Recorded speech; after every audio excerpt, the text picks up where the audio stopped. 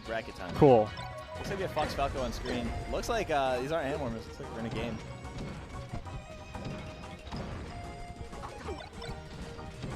Got Fox Falco, my favorite matchup in Melee. Yeah, catches a mistake with a forward smash.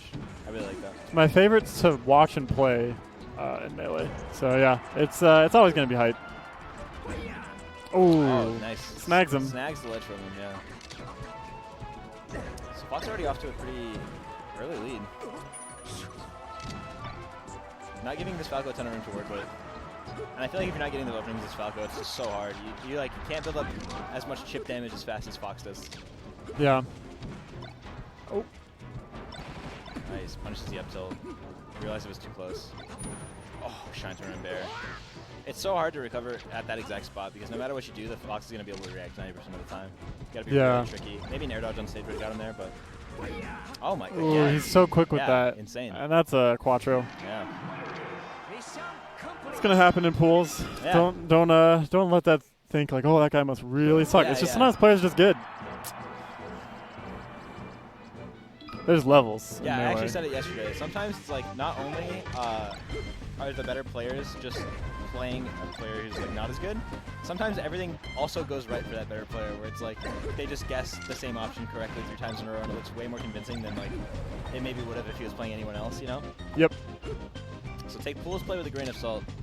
You're gonna see a lot of clinics be put on by top players, but it doesn't necessarily speak to the to how good or bad the other party is for sure. Nice. Oh, I love that. So far, this is looking real even. Yeah. All right. Go straight at him. Yeah, I think he instilled the fear of going to ledge or into the Falco, so he just opted to go straight at the stage and then ends up eating it back. Yeah. That's where like conditioning, even over the course of one game, comes in. You just make them scared to select an option and punish everything else. So that being said, Falco's got him in a good spot here. Yeah, just close it out. Super simple edge guard. 3 stocks to 3. I'm curious about the Dreamland counter pick because obviously there's no stage that's like very that either character should prefer like super drastically over the other one. So. Yeah, I think that he's making the most out of the space that he's been given to work with. So. Yeah, it's definitely all player preference. Fox versus Falco, pretty much. You could argue slight advantages here and there. Yeah. But yeah, it's just such a perfect matchup. Yeah. Oh, nice. Ooh, nice jab. The double shine or the double jump with the jab. Yeah. Jabbing at the edge has been getting more common lately. Yeah. And I feel like Fiction's been really good at pioneering it versus like Puff, and like if you can just catch certain people jabbing at the edge and shine them, like it's so good. Yeah, nice. Laser forward tilt, almost sent him off stage. A little too low percent. I don't know much about CrazyDude, but I wish I did. Yeah, Smashdaddy, obviously incredible player. Been PR'd in SoCal for quite some time now. Yeah. Obviously a very premier player when it comes to like the SoCal scene at the very least. CrazyDude seems to be holding his own though, so yeah, looks like he's no slouch. Yeah, it's looking like a whole different game. Yeah. I think Smashdaddy also might be the kind of player who like he knows when he can let off the gas. He's like, all right, I forced out. Yeah, exactly.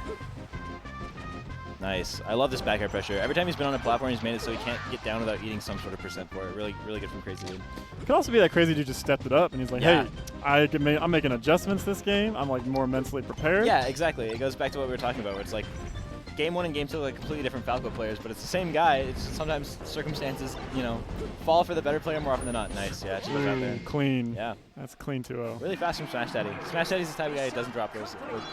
Ever, really. That's Doesn't pretty drop rare. Against really even high-level players, so yeah, you don't expect him to drop that in pools either. Yeah, that's right. Second game was way closer though. Really, honestly, a good showing from CrazyDude's second game. I was liking what he was putting together. He was doing some good Falco stuff. He wasn't playing scared at all. He was just like going for it. It was working until Smashdaddy just started to turn it on more at the end. Yeah. But yeah, I feel like the last sets that we've seen that have been tournament sets have been relatively, relatively even. Yeah. I feel like Fizz versus Greg Turbo is really enjoyable. Turbo. Yeah. The unforgettable Greg Turbo. Yeah, unforgettable Greg Turbo. The box legend. Yes. If I ever lose to a guy who's playing on a box, unless it's hacks, I'm just going to be like... Are you retiring? Time to hang up the old controller. It's over. It's over for me. It just makes no sense that they could play that well. Yeah. It's like, what? It's like I'm just impressed by the technology and their abilities more than anything. Yeah. There's so much more memorization that goes on into which buttons do what.